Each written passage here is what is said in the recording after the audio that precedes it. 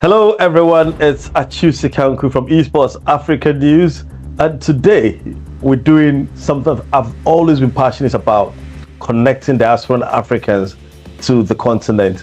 And we've got a very important, a very special person with us today. I mean, he's had experience of esports fully. He's going to tell us a story. But before that, this particular episode is supported by TVU. TVU are your go-to people for streaming, production, on the go. If you want to know what TVU does, just go check out the popular iShowSpeed stream. It was fully kitted by TVU. So go check that out and you understand what you need for your streaming and your production team. So, Eric, you're welcome, and it's great to have you here. I know it's been a while, but it's always nice to connect again. Can you please introduce yourself fully? Give us a bit of your background as well, because we want to do the Diaspora Africa connection, your journey, and where you are now. Awesome. Thank you, Atsu. Yes, so my name is Eric Gyamf. I am the Director of Esports here at the University of Mary Washington in Fredericksburg, Virginia.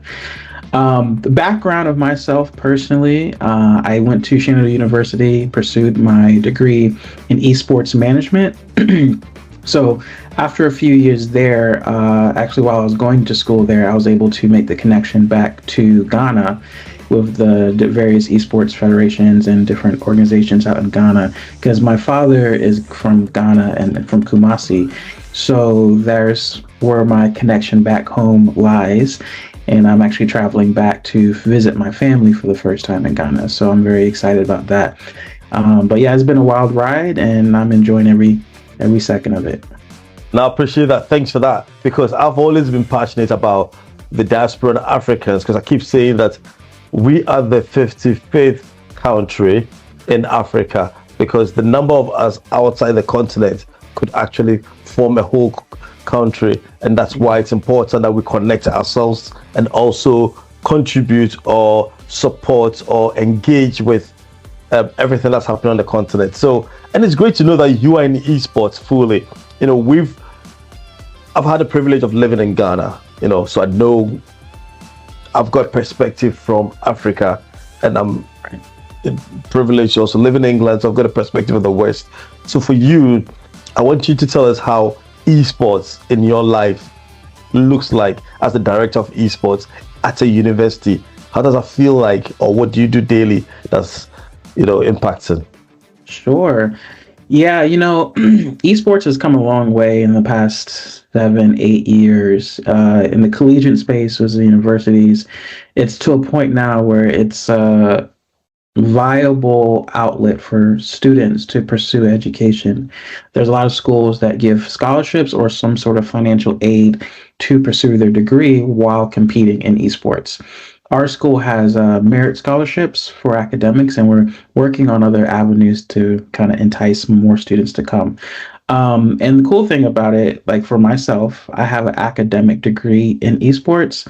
So you see more institutions in the US and also around the world.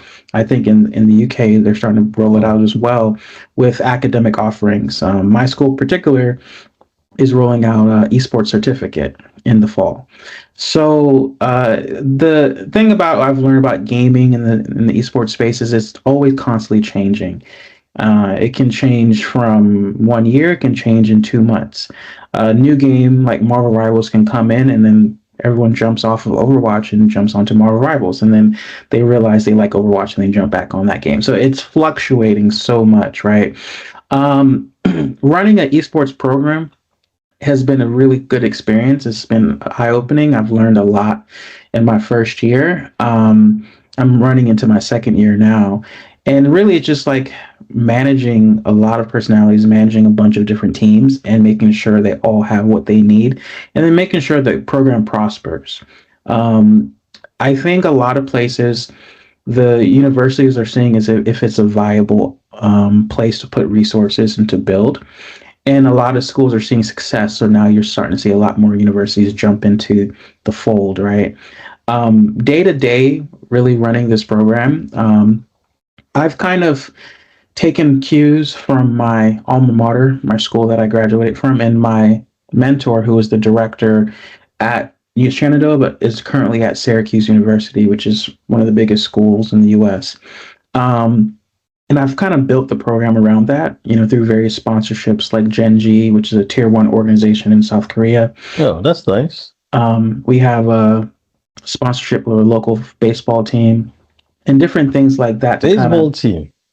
Yes, baseball team. So Fredericksburg Nationals is a local team affiliated with the Washington Nationals in DC.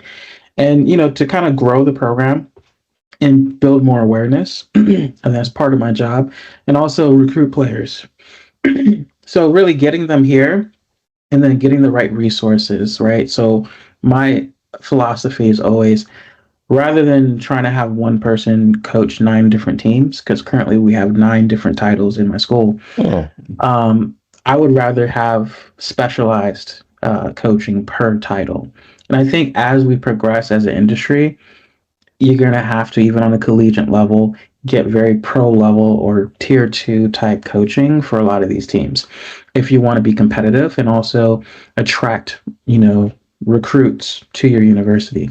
So that has been really my mission the first year, is to really build the foundation and get the coaching, get the resources and support around. And thankfully, I've had a very supportive administration at my university, because it's not like that all over the place. Yeah. Sometimes you have to fight tooth and nail to get what you need. So it's really nice that they say yes to mostly everything I say so far, and I'm hoping to keep that going. So yeah, it's been great. We've traveled to different events with the team, and they've done quite well the first year. So we're looking to build on that success. Well, that's interesting. I'm going to pick a few things you've said that's interesting to me, and I'm also combining my perspective from Africa as well as the West. So one of the things is University Mary Washington a private university? It's a public university. It's a public university. It's publicly funded. That's what's coming from. So being publicly funded, but the program is private. The esports program is private. So the way it works here is we fall under athletics. So you'll see 3 different ways that universities or institutions will do it. The first way is either like through recreation or a club. So you'll see the program fall under like a club, like student club or recreation. Oh. That's one way you can do it. Another way you can do it is like my last school, where it fell under a department of in a school, like a school of business. So the esports program at Shenandoah was under the School of Business. And then you have my university, where it falls under athletics. So all of my esports athletes are student athletes. So they get all the same benefits as a rugby player or a basketball player or volleyball. So they're considered the same. And in my university, they gain a credit, a elective credit each semester that they're part of a sport. I appreciate that clarity, because I was trying to learn lessons from how it operates in the States, where hopefully other university leaders or other leaders from Africa will be able to pick up from this, that when they want to introduce esports into a university, it doesn't need to stand alone as an item, but like you said, it can fall under recreational, under business or computer science school, or it falls on athletics. And if you're combining your course with esports, that helps. And I think that straight away aligns with Phygital, which is a combination of physical and digital sports. It's a new trend of esports that's come. It's coming up, or it's taking shape. It's the current World Championship is going to be at Astana in Kazakhstan between 29th of July to 9th August, and hopefully Esports Africa News will be there to cover it, because South Africa is now the top number 1 digital team, because they perform so good this qualifies. So because of that, we're following the South African team. So that really brings that into sharp focus. You also mentioned things like your philosophy, coaching. I know that there's been talk about coaching and other professionals in the esports space. Apart from coaches, who do you have, and how do you bring up that philosophy of other professionals? How do you encourage people to take up such roles? Everything I feel like is through collaboration, also building the right culture. In the program, I had a pleasure, the pleasure, and I was very fortunate to have come up in a very well put together program. And Shenandoah gave me the blueprint to implement it, and really a blueprint to do it anywhere in the world, to what a successful esports program should look like. And that's all started from Joey Gariziak, who's my mentor. So really what I wanted to do was, rather than taking the full onus, like everything on my shoulders, which most directors and head coaches in the country kind of operate in that way. It's mostly sharing the load, but also empowering the students to make sure, hey, this is your program. They're student powered. Let's see what you want to do out of the program that you're a part of. And that was the philosophy and thought process of when we were in Shenandoah. I'm the one, when I was at Shenandoah, that organized a trip to study abroad in Bangkok, Thailand, that we signed 2 MOUs and got various partnerships. Flew to Los Angeles for an event for Overwatch, different things, but it was really started from me. So I took that same thing that I did as a student and now brought it here. It's like, hey, what you want out of the program is going to be, all dependent on you. I'm going to give you the guideline and where we want to go, the vision, but I need you guys to be behind it. Right. So through that, I've developed, in my department, in my program, broadcast department, social media department, and arena management department. And they all have different roles and what we need to do. Obviously, in esports, the broadcast is very important. I mean, it's how we consume the media and the content, for our games. So I'm actually having a staff member, which is going to be paid, taking over that position. Previously, it was student-led. But you have to put resources in places you need it. And our social media has done really well. We've 2x'd our follower account and had over 300,000 views on Instagram. And really what it was is really showing what the brand is, what people see. Now when kids 17, 18 years old, that are going to come to university, the first thing they're going to see is what's on your social media. It's very important. So that was a focus of mine in year one. Another focus was the experience, the player experience in the actual arena that we have. So how is that, coming up? So that was very important to me to, one, develop an arena, develop guidelines and rules of how this is going to operate, and make sure we have the best that we can and use it to most of our capabilities. So we put students in charge of that. We have a really good PC setup. We have 400 hertz monitors, really fast PCs, and really top of the line peripherals, keyboard, mice. For people that don't have their own, they can use ours. So yeah, we have 20 PCs right now, looking to expand this summer. And then we have a lounge area as well in our arena. So people can hang out, watch TV, VODs, different things like that. So it was really very multifaceted my first year, because I had to do a lot of work setting the groundwork, right? But now that that work has been done, it's mostly now how we can build on that and take it to the next level, because now we can focus on different things for year 2. So yeah, in a nutshell, mostly that's how we've been moving. So I know it's only the first year. I'm quite interested in the experience of the student in the first year of experiencing broadcast, because obviously Esports Africa News, we do broadcast, and I have been excited about the people I've met on this journey, the venues I've been to on this journey, and the thought process in conversations and the pointers people give you in these conversations. And broadcast is interesting. The various avenues, channels you got to broadcast to, the equipment, how was the experience? How excited are they? And are people practicing privately? Yeah, I mean, everyone's excited. I would say everyone wants to be broadcasted, but not everyone wants to be the people doing the production and casting in front of the camera, right? So there was initially who's going to be the one kind of manning this. And for me personally, I'm in a million places at a million times, so I can't be just in broadcast, right? But I realized that we had people in charge, like we have a head of broadcast, like a student.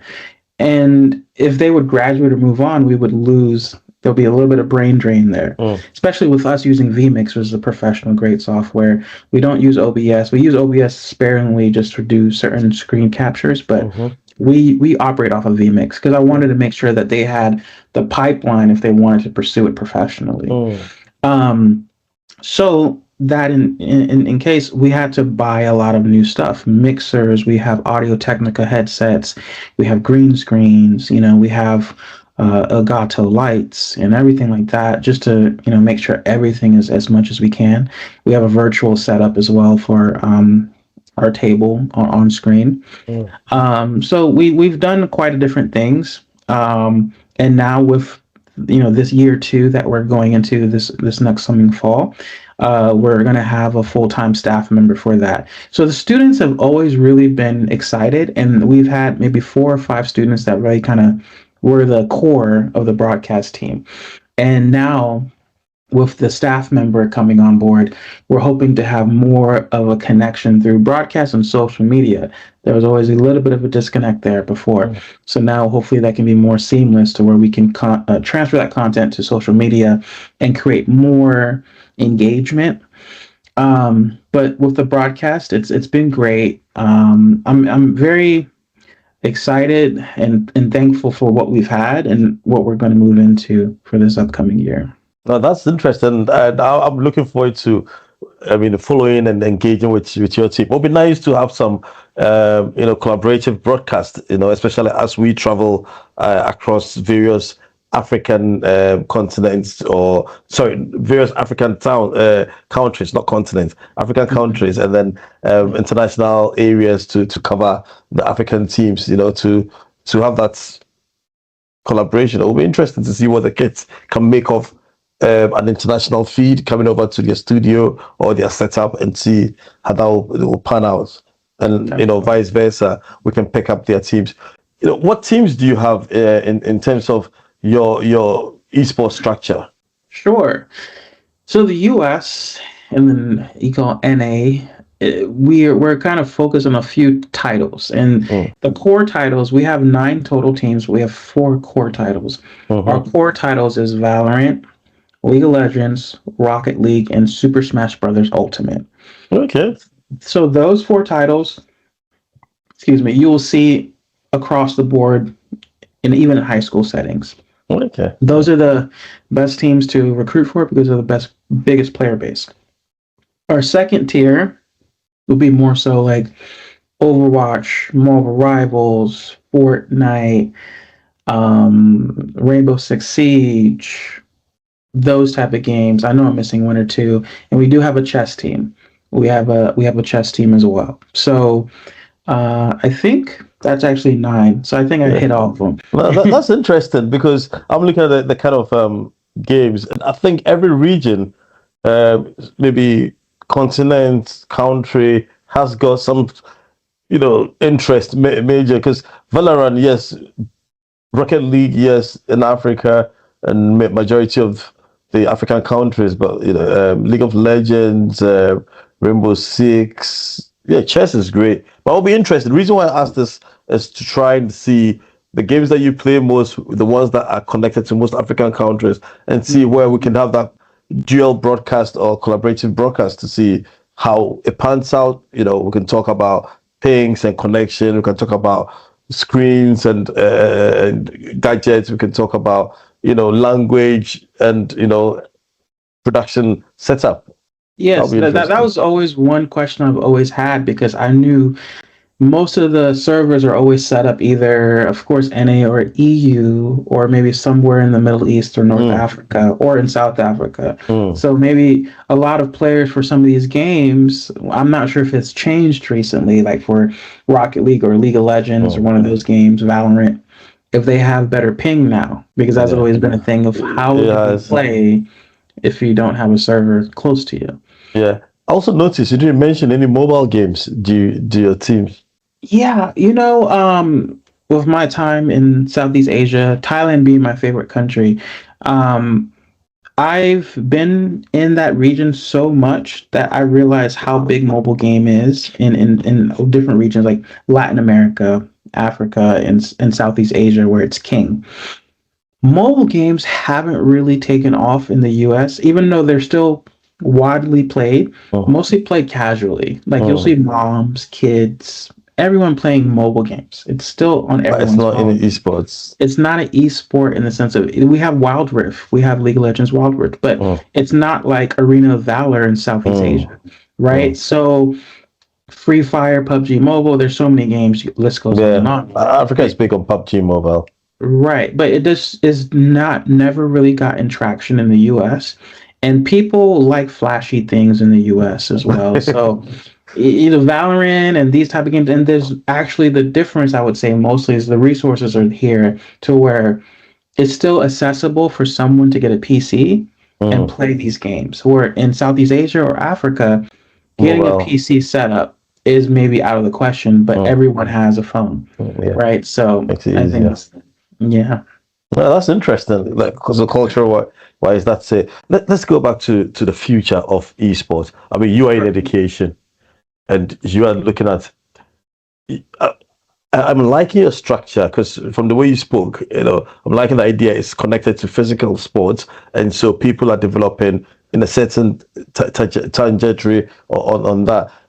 What is the future looking like for your educational setup? Is it people are combining physical education and digital education, and will most of these physical sports have complementary digital sports? Golfers have got digital golf, tennis have got virtual tennis, table tennis has got virtual table tennis, all these kind of things. Is this what you see in the future being like, that there's a parallel avenue for both sports? Yeah, I do see. I think the structure that we see with athletics is you will see, in a sense, esports being treated as an athletic sport. Maybe not necessarily a direct parallel between every sport, but you will see, especially esports, having its own, bubble. Now, where I see the future, I do like what you were touching on. I know the IOC with the Olympics, they did pretty much ratify and say that they were going to introduce esports into the next Olympics. And I think what that's going to be more so is like a digital cycling or, like a digital batting or something like that. It's not going to be tied to any IP because the way it works, the reason why in the beginning, my opinion is why esports took a little while to get taken, to take off was because everyone owned different IPs. And it's hard to get, if I want to start at a basketball or football league, I can just say, okay, this is my football league, and no one might sign up. I can just, no one owns the IP of football. League of Legends and Smash Brothers and all these things are all owned by different companies. So I think that is where the initial hurdle was. But I think now, obviously since the Esports World Cup came around, right? Cup, they were just a lot of people throwing a lot of money around. But it still doesn't stop the fundamental issue of that's not their IP. They just are being licensed because they have so much money. Yeah. So I think the future, I think esports will be like a basketball or football type of sport within the next 5 to maybe 10 years. I would say open license. Yes, I think it'd be more broad range. Granted, I think the publishers are still going to hold on to their IP, but I think once you have the Olympics introducing virtual rowing or virtual cycling, because it's not tied to any IP, I think those will be the ones that people can actually pick up and play. But I think the games itself will be big, and as we move forward, especially consoles, now being rolled out more in Africa.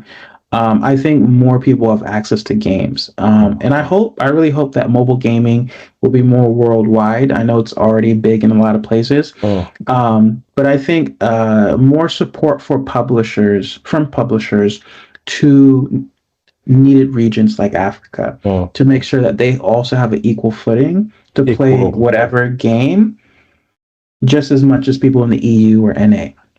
So that's my hope, and I believe in the next 5 to 10 years, that's going to be hopefully what we have. Yeah, I mean, to be fair, there's only two major consoles. It's the Nintendo or Nintendo, Xbox or the PS. And one of the campaigns that Esports Africa News put up a few weeks ago is legitimate access to these ones. Because if we're still in 2026 registering our accounts to North America, Europe, and Asia, it's not a legitimate access. It's not fair on all the gamers. So we did put that out there, and it's picking up traction on LinkedIn and all that. So it's really good. The other thing I'll ask is the professionals in esports. I'm glad you mentioned things like coaches. You've got a staff who's going to teach. So there's a teacher there. There's a coach. Then there's a production manager. What are these professions you are developing within your program? What are some of the professionals? So the staff is very important, and that's all really indicative of what kind of budget you have, right? I know schools that the number will probably blow your mind, but I know schools that have tens of millions of dollars in budget for esports. Wow. Single school. That budget probably will trump a whole country's budget for esports, Absolutely. This is one university, and there's multiple of these universities that invest millions of dollars on a yearly basis into esports. Now, not every school is like that. Some of those resources goes into full scholarships, staffing, other things, but it's a big budget that they have. There's other schools that are more very small budgets, maybe a few $1,000s a year. And then you have more of the regular mid-tier schools that have tens of thousands. There's other schools that are more very small budgets, maybe a few $1,000s a year. And then you have more of the regular mid-tier schools that have tens of thousands, right? So it really depends on, it really comes down to how you can maximize what your allocation and budget is, right? I have a staff of myself and also another paid staff, but everything else in my staffing has to be volunteers or people that are in collaboration, right? So for me, it's like, okay, how can I offer something that where they are also getting a benefit as well? There's a lot of people that come to me because they want to get their foot in the door into esports, right? And I have a vehicle to help them get there. And also with my network that I can connect them to. So we have, I want to say over 10 volunteer staff members that are actively working in the program. And that all aids to pushing the program forward. And it really comes down to me organizing everyone to make sure they're in the right position to do what they need to do. If it's in broadcast, assets development for our broadcast, social media, or anything else, the coaching side as well. So it's a lot, but once we get everything kind of systemized and flowing, it makes the job a lot easier, and then we can do a lot more with the time that we have. Well, that's interesting. I'm glad that the journey you've taken me through and others tonight has been from the fact that there's education, there is the connection to physical sports, there is the professions, there is the actual education is in broadcast, social media, and arena management. So they're all practical ways of actually building young people in esports. So that's really interesting. I was going to say, I mean, we are going to have to learn from you, and maybe, if possible, get some, do another recording, which is purely a lesson recording to be able to pick up maybe broadcasts lessons, maybe social media lessons as your contribution, giving back, reaching back and giving back to others in that. So we'll appreciate if you, your staff member, or anyone will be willing to share lessons, masterclass lessons, 20, 30 minutes. What are you doing? Yeah, I think that'd be a great idea. I've always wanted to give back, to Ghana. That's why I visited Ghana and visited different people in Ghana. We had conversations about that. Yes. So I'm hopeful, that we can build the ecosystem back home. that was always one of my things that I thought about coming up as a student is how can we build what is already in the EU or in North America back in Ghana, because we have the resources, we have everything there already. We just need to have the right structure and different things in place. Yeah, absolutely.